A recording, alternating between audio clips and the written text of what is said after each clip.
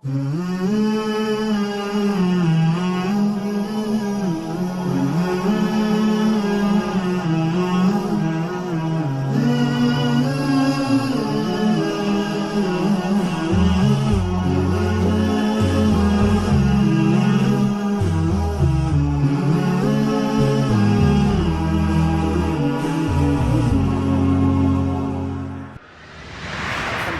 Rabbil Alamin.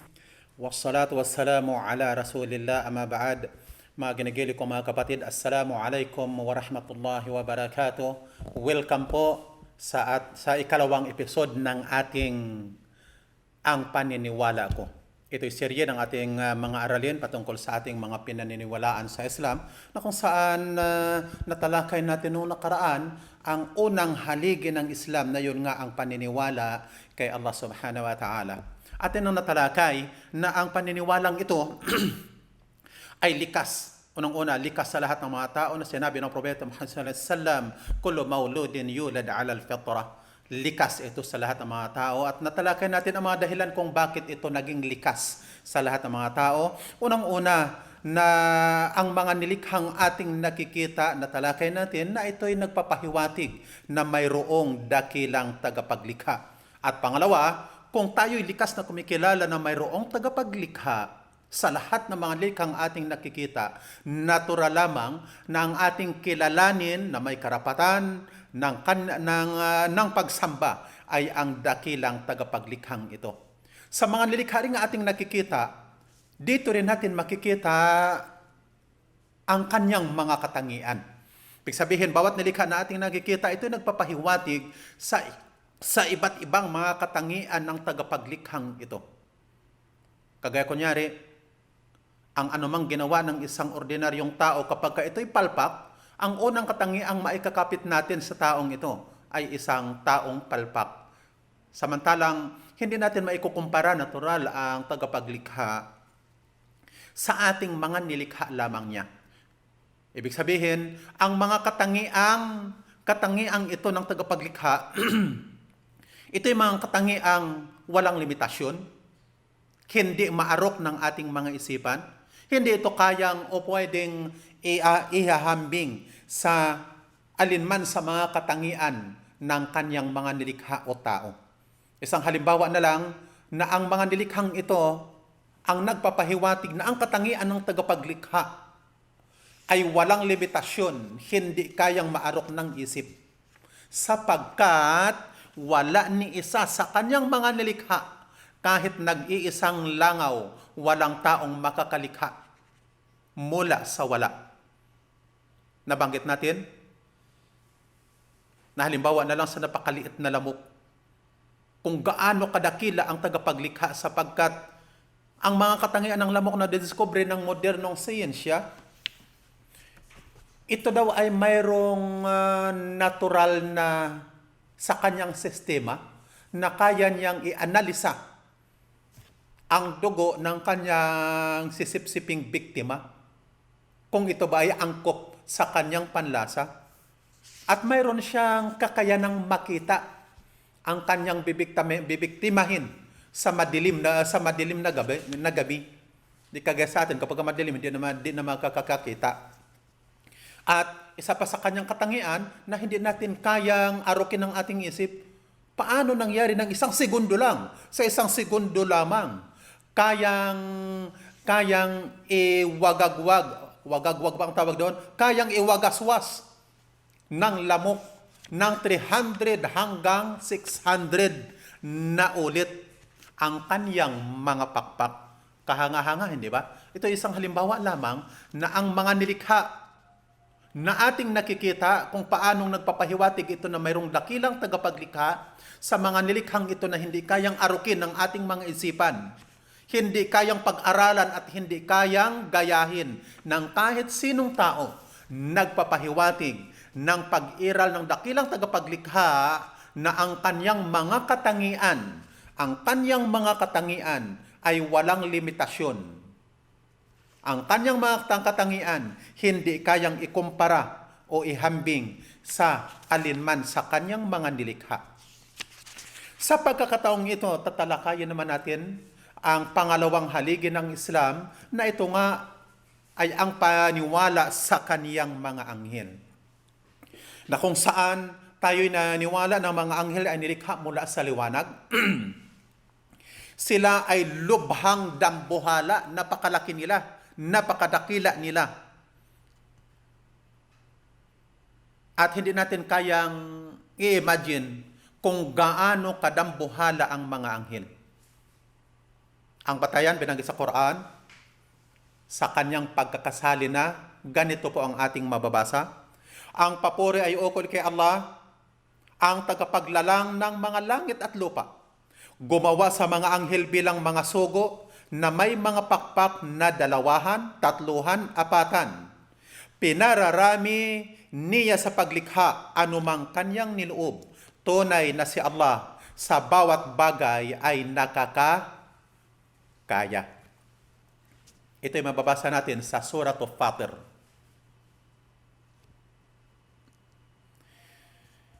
Mababasa natin sa salita ng sugo sallallahu alaihi wasallam kung paano niya inilarawan si Anghel Jibril alaihi salam na siya ay dambuhalang dirikha. Mayroon daw siyang 600 pakpak.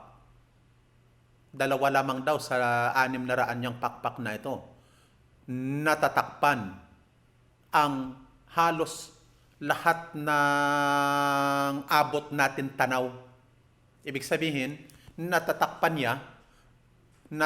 niya ang siguro masasabi natin na buong mundo. Natatakpan niya ang east at saka west kung ating titingnan. At ang kanilang bilang, hindi natin kayang i-imagine kung gaano sila karami. Ang bilang nila, masasabi natin, walang bilang. Ang tinatawag na Al-Baitul Ma'mur, sa ikapitong kalangitan, ito ay katumbas ng Kaaba dito sa lupang ito. Na sinabi ng Propeta Muhammad sallallahu alaihi wasallam, araw-araw daw ay pinapasok ito ng 70,000 anghel. At ang 70,000 na mga anghel na ito, sa araw-araw na pumasok, hindi na muling babalik pa. Imagine natin ngayon kung gaano sila karami. At kung gaano karami, gaano din sila kalaki o kadakila. Sinabi pa daw ng Propeta Muhammad sallallahu alaihi wasallam, tunay nakikita ko ang hindi ninyo nakikita at naririnig. Ang kalangitan, ito sinabi ng Propeta Muhammad sallallahu alaihi wasallam kung gaano karami. At kung paano niya pinaliwanag na kung gaano na hindi kayang abutin ng ating imahinasyon kung gaano kalawak o kung gaano kalaki ang mga kalangitan. Pero binanggit niya na ang mga kalangitang ito sa napakalawak, walang bakante kahit isang palad man lang. Bagkos, mayroong mga nakatalagang anghel na walang ginawa kundi magdikir o malala, magpuri sa ating Panginoong tagapaglikha. Binanggit ka ng Propeta, ang katagang lumangit-ngit o lumalangit-ngit ang kalangitan sa dami ng mga anghel. Ang ibig sabihin ng lumalangit-ngit sa ating wika, yung isang, kunyari, sa mga probinsyano na gumagamit ng mga karo na hinihila ng kalabaw, kung puno-puno ito ng karga sa bigat, tumutunog kapag hihilahin, tumutunog sa sobrang bigat. Yun ang tinatawag na lumalangit-ngit daw ang mga kalangitan sa dami ng mga anghel. At imagine natin, ang mga anghel na nabanggit na natin kanina, ang kanilang laki, sila ay mga dambuhalang mga anghel. Mga ginigiliw kong mga kapatid, ang paniniwala po sa mga anghel ay nangahulugang paniwalaan natin na sila ay nabubuhay. Sunod, na sila ay nilikha ni Allah. Pangatlo, na sila ay mga alipin ni Allah. Pag sinabing alipin, walang karapatan ng pagsamba, kundi sila'y kagaya lamang natin na alipin. Pang-apat, na sila ay sunod-sunuran lamang sa iniuutos ni Allah subhanahu wa ta'ala. Hindi nila ito nilalabag. Kabilang po sa mga anghel na ating sinasampalatayan na binanggit sa banal ng Quran, ang kanilang mga pangalan, o na binanggit na natin yung si Jibril, na nagtataglay ng 600 mga pakpak. Ang kanyang obligasyon ay paghahatid ng revelasyon o mensahe mula sa Diyos sa mga hinirang na sugo. Pangalawa, ang anghel na si Mikail. Ang kanyang obligasyon naman ay sa ulan, tagapagpaulan, tagabantay ng ulan, yan ang kanyang obligasyon. Ang sunod na anghel, si Malik. Ito ang anghel na nakatalaga sa impyerno. Siya ang tagapag-ingat ng impyerno. Isang anghel, si Israfil. Ito naman ang taga-ihip ng trompeta. At mayroon pang binanggit na anghel ng kamatayan. Pakatandaan natin na lahat ng mga nilikha, kabilang ang mga anghel na ating tinatalakay, ay may pangangailangan at tumatalima sa ating Panginoong tagapaglikha. Pangalawa, na ang mga anghel na ito, mga ginigilig ko mga kapatid, ay maaaring mag-anyong tao. Kagaya kunyari, kay Anghel Jibril, na siya'y nag-anyong tao ng sinugo ni Allah subhanahu wa ta'ala sa kanyang mga piniling mga propeta at sugo. Nabanggit din sa banal ng Quran na siya'y nag-anyong tao nang napakita siya kay Birhing Maria na ina ni Jesus. Pangatlo, na ang mga anghel na ito na nabanggit ko kanina na nagdedikir, pumupuri at lumuluwalhati lamang kay Allah subhanahu wa ta'ala, araw-araw, nang walang kapaguran, walang pagkabagot. Hindi sila kumakain at umiinom. Ang isang Muslim ay dapat maniwala sa mga anghel.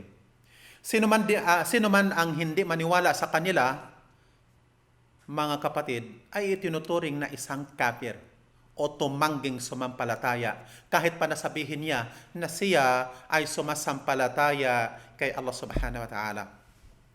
Ang batayan, sinasabi sa Quran na atin na itong binasa nung nakaraan, sa kanyang kahulugan, sabihin mo kung sino man ang maging kaaway para kay Gabriel, tunay na siya ay naghatid nitong Quran sa iyong puso o Muhammad, ayon sa kapahintulutan ni Allah, na nagpapatuo sa nauna rito, at isang patnubay at isang nakagagalak na balita para sa mga sumasampalataya. Ito'y mababasa natin sa 2 kabanata ng Quran na tinatawag na Al-Baqarah. Kung gayon, kinakailangan ang pananampalataya sa mga anghel na sila ay mga nilikha na akin ang sinabi kanina mula sa liwanag, at hindi kayang maarok ng ating kaisipan kung gaano sila kadambuhalang mga nilikha.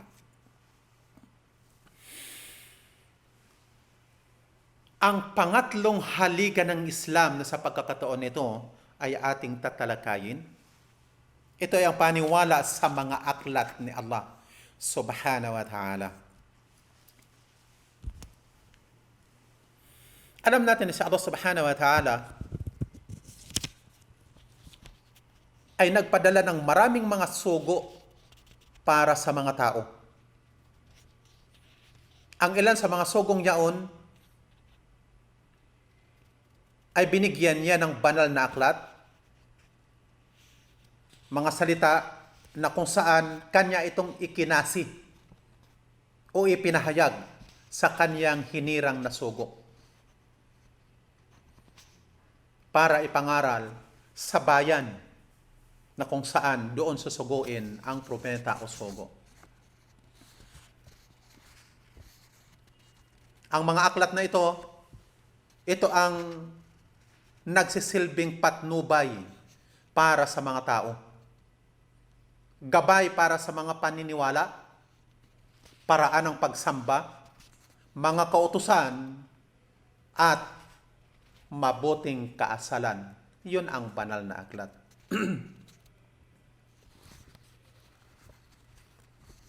Sinabi na Allah subhanahu wa ta'ala, ang talatang atin na ring binasa nung nakaraan nating aralin, sumampalataya ang sugo sa binaba sa kanya mula sa Panginoon niya, at gayon din ang mga sumasampalataya. Bawat isa ay sumasampalataya kay Allah sa mga anghel niya, sa mga aklat niya, at sa mga sugo niya. Ito ay mababasa pa rin natin sa 2 kabanata ng Quran na tinatawag na Al-Baqarah.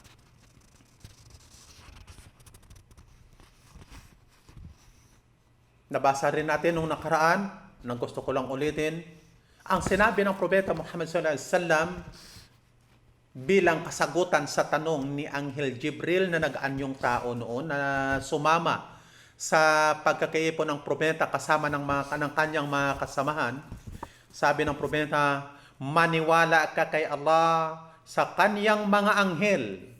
Tapos pangatlong binanggit, sa kanyang mga aklat, sa kanyang mga sugo, sa huling araw, at maniwala sa tadhana o kapalaran, mabuti man o masama. Ngayon, ang ilan sa mga aklat na kung saan binanggit na sa banal ng Quran na dapat sampalatayanan natin ang mga pangalang nabanggit. Una, tinatawag na suhuf. Ito yung banal na aklat na ipinahayag kay Ibrahim o Abraham a.s. Pangalawa, ang tinatawag na Torah, ang tinatawag nilang Pentateuch. Pero ang Pentateuch na existido sa ngayon, hindi natin yun sinasampalatayanan. Ang Zabur, sa wika natin ang Zabur ay ang Salmo, na ito ang ipinahayag kay David. At ang ikinasi naman kay Kristo Jesus ay ang Ebanghelyo. Ebanghelyo. At ang panghuli, para sa panghuling sugo na ikinasi ni Allah subhanahu wa ta'ala ay ang Quran. Mga ginigiliw kong mga kapatid, ang paniniwala ko sa mga aklat ni Allah, ito ay nangahulugang ang mga aklat na ito ay ikinasi ni Allah subhanahu wa ta'ala sa kanyang piniling sugo. Pangalawa, na ang mga aklat na ito paniwalaan natin kagaya sa Quran, Torah, Injil at Zabur. Pangatlo, at pansinin niyo, ito ang pinakamahalaga sa mga ginigiliw kong mga kapatid. Na ang paniniwala sa lahat ng mga aklat na ito, paniniwala lamang na ito yung mga banal na aklat na ikinasi sa naunang mga sugo. Pero ang pagsunod na dapat nating isaaktwal sa ating buhay ay ang huling revelasyon. Bakit?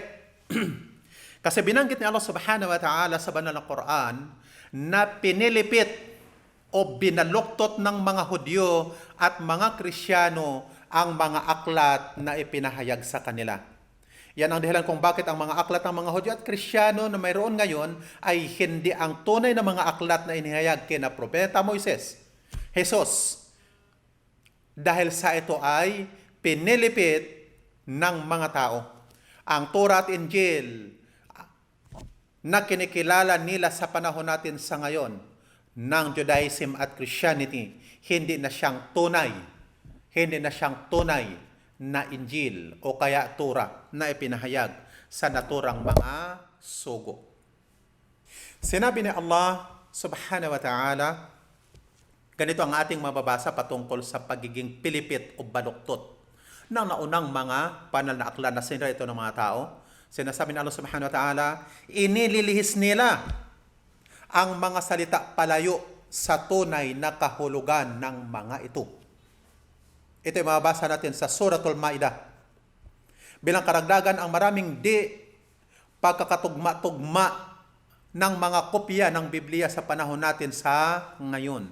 Yan ay tanda na ang mga banal na aklat na nauna ay sinira ang anang tao. At kung tutusin, kinikilala ito ng mga Bible scholars na ang existido nating mga banal na Biblia na kanilang pinaniniwalaan, yan ay bunga na lamang ng mga translations. Ang original ay matagal nang wala. Samantalang ang banal na Quran, ito ay napangalagaan laban sa paninira, pamimilipit o pakikialam ng mga tao. Ito ay makamtan sa gayon ding wika sinalita ng propeta Muhammad sallallahu alaihi wasallam. Sinabi ni Allah subhanahu wa ta'ala, inna nahnu nazzalna dhikra wa inna lahu lahafidhun. Tunay na kami ay nagpababa sa paalaala. Ang tinutukoy ng paalaala ay ang banal na Quran. At tunay na kami ay talagang mag-iingat nito. At tingnan po ninyo mga ginigiliw kong mga kapatid, kung paano naingatan ang Quran. Ang Quran po, hindi lamang naingatan sa magitan ng sulat sa papel o libro. Bagkus, ang Quran ay naingatan o napreserba sa pamamagitan ng memorya. Memorya ng mga unang sumampalataya at isinalin ito sa sunod na mga henerasyon hanggang nakarating sa ating henerasyon. Na kung kaya, dahil sa memoryado, walang may kakayanang makapagdagdag ni makapagbawas.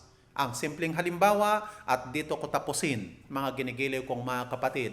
Kunyari tayong mga Pilipino, yung mga anak natin na nagsisimula pa lamang na magsalita, natututo ng magsalita, ang una nating pinamemoryang kanta ay ang Bahay Kubo.